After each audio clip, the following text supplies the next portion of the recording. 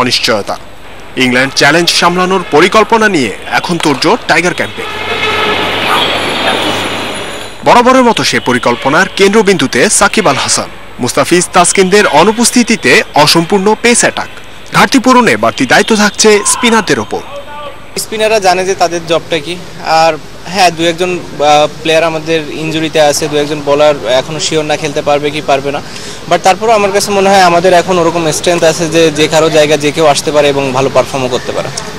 2016 মৌসুমে ছোট ফরম্যাটে দারুণ সময় যাচ্ছে ইংল্যান্ডের। তবে নিজ মাঠে নিজেদের সামর্থ্যের ওপর পূর্ণ আস্থা বিশ্বসেরা অলরাউন্ডারের। কন্ডিশনে আমরা খুব ভালো করছি লাস্ট 1.5-2 বছর। সো আমার কাছে মনে হয় খুব ভালো একটা সিরিজ হবে। আমি বিশ্বাস করি যে আমাদের জেতার সামর্থ্য অবশ্যই আছে, টেস্ট ওয়ানডে সব কিছু দেয়। সো আমরা আমাদের পোটেনশিয়াল অনুযায়ী খেলার চেষ্টা করব। আমাদের ডিফারেন্ট যে প্ল্যানগুলো হচ্ছে এখন, যে ফর্মেটে আমরা খেলতে চাই, আমরা যদি ওইগুলো সাকসেসফুল হতে পারি আমার কাছে মনে হয় আমরা ভালো করব। ইংল্যান্ড সিরিজের আগেই দলের সাথে যোগ দিচ্ছেন কোর্টনি ওয়ালশ। কিংবদন্তির আগমন দলের স্কিলে গভীরতা আনবে বলে বিশ্বাস সাকিবের।